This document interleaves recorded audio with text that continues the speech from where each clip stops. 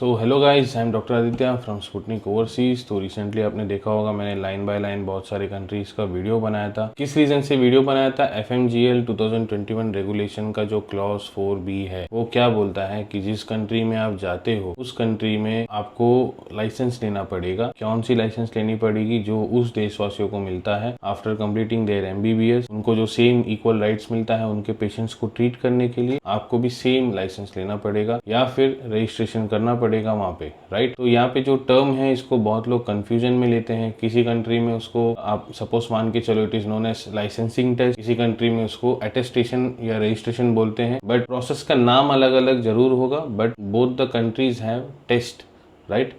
जिस कंट्री में लिखा है जरूरी नहीं, कुछ कुछ कंट्रीज में नहीं है। अब जिस कंट्री में है मैं आपको बता रहा हूँ। तो प्रोसेस का नाम में भी अटेस्टेशन हो सकता है, मे बी रजिस्ट्रेशन हो सकता है, मे बी लाइसेंस लेना हो सकता है, बट पाथवे इज सेम। आपको टेस्ट जरूर देना पड़ता है, राइट। कुछ कंट्रीज में आपको टेस्ट जरूर देना पड़ता है और कुछ कंट्रीज में जरूरत नहीं है। तो जिस कंट्री में जरूरत नहीं है मैं वो भी आपको बता दूंगा। इन शॉर्ट अभी हमने जो है सबसे पहले जॉर्जिया के बारे में बनाया था। तो जॉर्जिया में MBBS कंप्लीट करेंगे, राइट। 6 साल का MBBS, 1 साल का इंटर्नशिप, देन उसके बाद NPDQE एग्जाम देना है, तब जाके वो एग्जाम पास होकर आपको लाइसेंस मिलेगी जॉर्जिया में। You will be registered in Georgia as a doctor. Moldova में क्या होता है? मोल्डोवा में आपको जो है एक ही यूनिवर्सिटी है वहाँ पे, एक ही वहाँ पे मेडिकल यूनिवर्सिटी है मोल्डोवा में, एंड वेटनरी की भी हम वहाँ पे एडमिशन कराए तो वहाँ पे एक ही यूनिवर्सिटी है, वो एक लौती मेडिकल यूनिवर्सिटी है। तो उस रीजन से वहाँ पे क्या है, कोई अलग से सेंट्रलाइज्ड एग्जाम नहीं है जो अलग से कोई बॉडी कंडक्ट करती है, NMC या NB। तो वैसा कोई वहाँ पे अलग से बॉडी नहीं है जो एग्जाम कंडक्ट करे। यूनिवर्सिटी का जो फाइनल एग्जाम होता है उसी को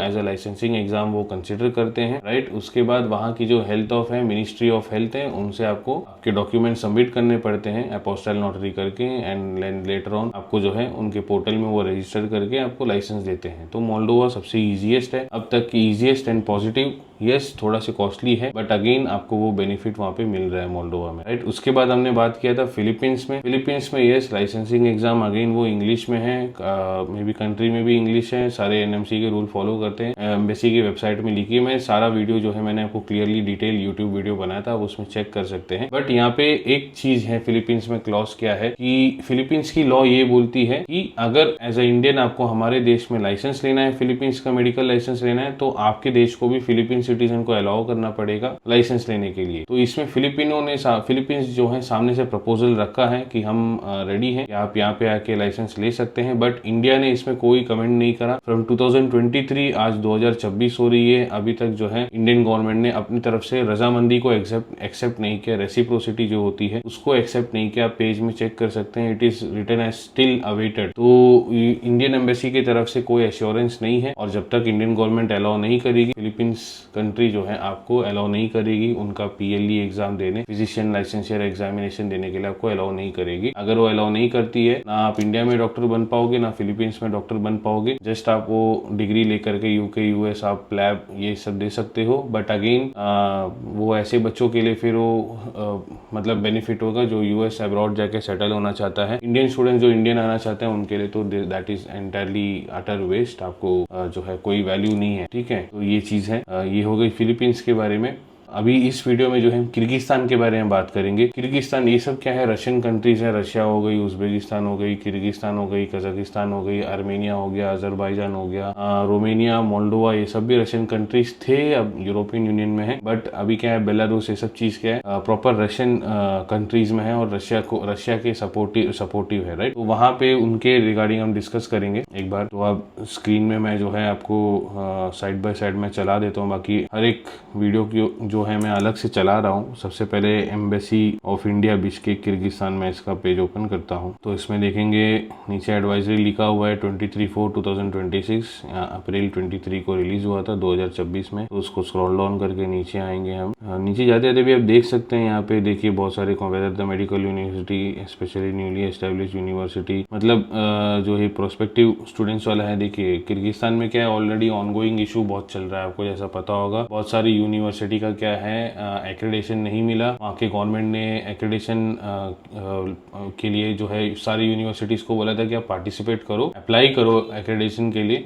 हम जो है चेक करेंगे। चेक करने में जो है यूनिवर्सिटी अनफिट थी, उनका एक्रेडिशन कैंसिल हुआ, एक्रेडिशन भी नहीं है बहुत सारी यूनिवर्सिटी में। तो अभी न्यूली अब रिसेंटली क्या है, किर्गिस्तान ने एक मोड रखा है कि आप स्टेट ट्रांसफर आप ले सकते हैं। किर्गिस्तान की गवर्नमेंट ये बोल रही है कि जो यूनिवर्सिटी एक्रेडिटेड नहीं है, आप अगर उन अनएक्रेडिटेड यूनिवर्सिटी में पढ़ाई कर रहे हो तो वहां से एक्रेडिटेड यूनिवर्सिटी में ट्रांसफर ले सकते हो। बट अगेन इसमें एनएमसी ने कोई जवाब नहीं दिया। तो एनएमसी की तरफ से ऐसा कुछ आश्वासन आया नहीं, क्योंकि एनएमसी का ऑलरेडी रूल है 2021 से उनका ये रूल है कि आप यूनिवर्सिटी ट्रांसफर नहीं कर सकते। तो अब उन बच्चों के साथ क्या होगा नहीं होगा ये तो फ्यूचर में देखने वाली बात है। अभी हम इसमें कोई एग्जम्पशन नहीं बनाएंगे। मोस्टली मे बी कुछ अगर एग्जम्पशन गवर्नमेंट की गलती से, मे बी किर्गिस्तान गवर्नमेंट की गलती से अगर कुछ होती है तो मे बी कुछ एग्जम्पशन मिल सकता है। बट अनलेस और अनटिल कुछ रिटर्न स्टेटमेंट नहीं आती, इसमें कोई कमेंट नहीं करेंगे। तो इसमें नीचे जाएंगे हम, राइट, शेड्यूल नंबर 1, सॉरी नहीं, नीचे जो है यहाँ पे देखिए ए पॉइंट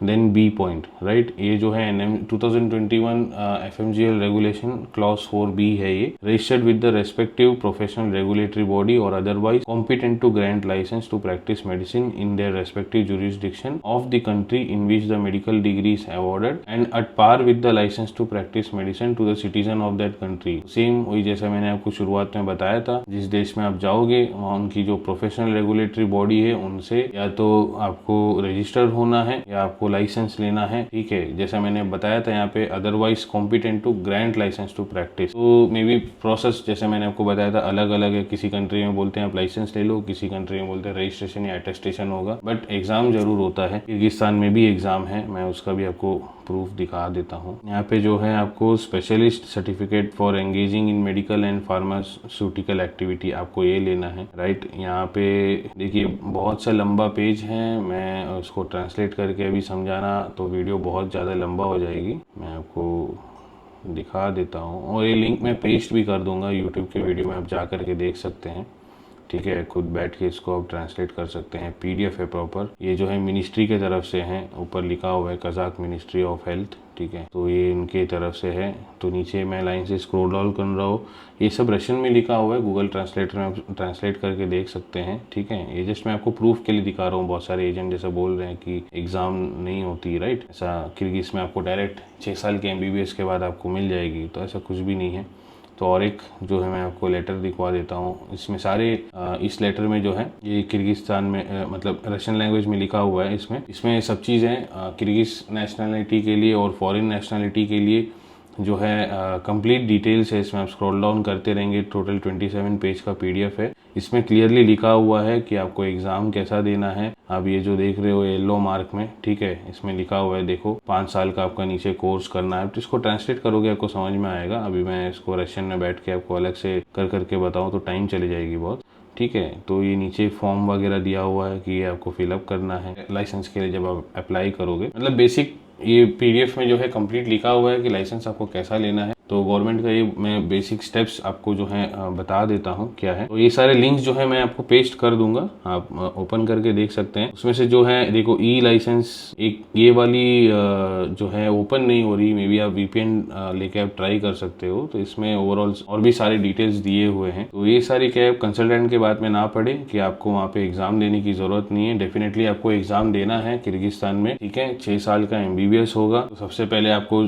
किर्गिस्तान में जो है 5.5 to 6 ईयर्स ऑफ जो कोर्स है, ठीक है। अभी कोर्स भी वो डिसाइड नहीं करे, कुछ यूनिवर्सिटी में बोलते हैं 5.5 ईयर का है, कुछ बोलते हैं 6 साल का है। तो बच्चा वो भी ऑलरेडी कंफ्यूज्ड है, ठीक है। तो इसीलिए क्या है किर्गिस्तान में भी डाउन हो रही है मार्केट में। तो आपको सबसे पहले पाथवे में बता देता हूँ किर्गिस्तान में लाइसेंस कैसा लेना है। 6 साल का MBBS, उसके बाद 12 मंथ का इंटर्नशिप करना है। उसके बाद वहाँ पे जो है रिकॉग्निशन या नॉस्ट्रिफिकेशन बोलते हैं, जरूरत नहीं है क्योंकि आप वहाँ से पढ़ाई किए, बट तब भी एज अ फॉरेनर शायद मे बी आपको देना होगा अगर वहाँ की अथॉरिटी बोलती है, राइट। मिनिस्ट्री ऑफ एजुकेशन से आपको जो है डिग्री को रिकॉग्नाइज करना पड़ेगा, उसके नोटरी करना पड़ेगा। उसके बाद आपको जो है पोस्ट ग्रेजुएशन क्वालिफिकेशन, मतलब वहाँ पे इंटर्नशिप बोलते हैं, कभी कभी रेसिडेंसी बोलते हैं, और या आपको बेसिकली रशियन में बोलो तो ऑर्डिनातुरा होता है, वो आपको देना पड़ता है, ठीक है। तो बेसिकली आप देख लो कि अगर आप PG आपको नहीं करना है तो आप MBBS के बाद भी आप कर सकते हो। यहाँ पे कोई कंपल्सन नहीं है PG का। तो आपको जैसा 1 साल का रेसिडेंसी कंप्लीट करना है, ठीक है, 1 साल का जैसा रेसिडेंसी हो जाता है। और उसके बाद आपको प्रोफेशनल अटेस्टेशन, ये जो इसको तरीका बोलते हैं इसको प्रोफेशनल अटेस्टेशन। प्रोफेशनल अटेस्टेशन मतलब यहाँ पे आपको जो है कंप्यूटर बेस्ड एग्जाम होता है। रशिया में भी ऑलमोस्ट सेम है, रशिया के बारे में मैं दूसरे वीडियो में बात करूंगा, ठीक है। तो ये जो सर्टिफिकेट है ये 5 साल तक आपको जो है वैलिड होता है जब आप दोगे, ठीक है, एग्जाम दोगे तो। और obtain attestation certificate valid till 5 years. ये जो आप एग्जाम दोगे एमसीक्यू बेस्ड एग्जाम होगा, रशियन लैंग्वेज में ही होगा, आपको पास करना होगा। और जो पास करोगे उसका जो मार्कशीट होगा वो 5 साल तक वैलिड होगा, ठीक है। तो उसके बाद ये पास करने के बाद आपको जो है यहाँ पे रजिस्टर करना होगा state medical and pharmaceutical workers with authorised health authority. तो यहाँ पे भी आप देखोगे इंटरव्यू होगा आपका, ठीक है। ये तो मैं सिंपल में एनिमेशन में बता रहा हूँ आपको, ठीक है। सबसे पहले एमसीक्यू, उसके बाद आप जाओगे मिनिस्ट्री जो है आपसे पेशेंट्स, डमी पेशेंट होंगे, आपको केस दे दिए जाएंगे, आपको 10 मिनट या कोई टाइम लिमिट होगा, उसके अंदर आपको पेशेंट डायग्नोस करना है और वो रशियन में ही होगा। और ये चीज होने के बाद में आपको जो है इंटरव्यू लेंगे, आप डॉक्टर्स, पैनल ऑफ डॉक्टर्स होंगे वहाँ पे, आपका इंटरव्यू लेंगे। इंटरव्यू लेने के बाद फिर आपको मिलेगी ऑब्टेन राइट टू प्रैक्टिस, जैसा मैंने यहाँ पे समझाया है, राइट, किर्गिस्तान के लिए। अगर उसके बाद 8 स्टेप है वर्क परमिट, वर्क परमिट आपको ऐसे भी नीडेड नहीं है, राइट। उसके बाद medical activity licence for clinical and hospital. Medical activity licence मतलब अलग से वहाँ पे अगर आपको प्राइवेट हॉस्पिटल ये सब खोलना है तो उसके लिए लेना पड़ेगा, वो भी आपको जरूरत नहीं है। और 10th पॉइंट जैसा है स्टार्ट प्रैक्टिसिंग एज डॉक्टर इन किर्गिस्तान, ठीक है। तो उसके बाद ऑप्शंस हैं कि आपको क्या करना है, या तो आप प्राइवेट में काम करना है, कैसा है वो मैंने आपको ऑप्शन बताया। तो 7th पॉइंट तक जो है आपको मैंने समझा दिया। तो ये ओवरऑल जो है जो प्रोसेस है, आप मान लो 6 साल का एमबीबीएस, 1 साल का इंटर्नशिप, उसके बाद 1 साल आपको जो है एग्जाम क्लियर करने में लग जाएंगे।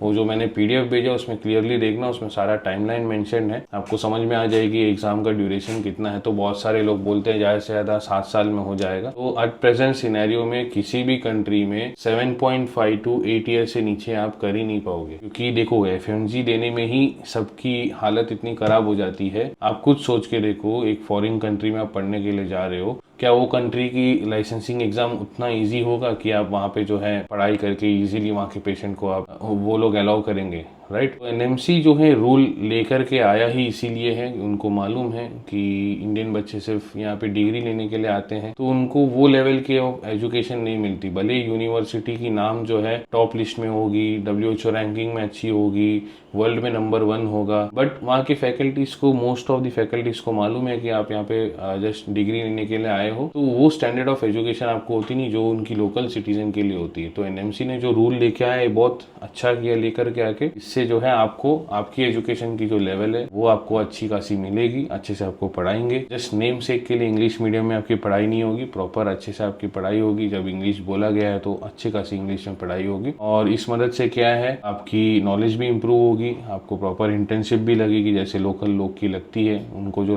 नॉलेज मिलता है आपको भी वही नॉलेज मिलेगा, राइट। तो ये सारी जगह में क्या एक प्रॉब्लम ये है कि इंग्लिश में एग्जाम नहीं होगा, उनका नेटिव लैंग्वेज रशियन है किर्गिस्तान में, तो रशियन में या किर्गिज में आपको जो है एग्जाम देना पड़ेगा, राइट। तो बेस्ट ऑप्शन मैंने आपको ऑलरेडी बताया था कि अभी के लिए मोल्डोवा जो है बेस्ट ऑप्शन है। अगर आपको लाइसेंसिंग एग्जाम नहीं देना है, ठीक है, जस्ट आपको 2 साल की पीजी करनी होगी, सेम अगेन वहाँ पे 8 इयर्स जो है आपका पढ़ाई होगा, एंड उसके बाद जो है आपको लाइसेंस मिल जाएगी। यूरोप में भी आप कहीं पे भी काम कर सकते हैं। यूनिवर्सिटी जो है यूरोपियन बोर्ड से एक्रेडिटेड है। एक्रेडिटेड मतलब ये है कि आप यूरोप की कोई भी कंट्री में आप काम कर सकते हैं, ठीक है।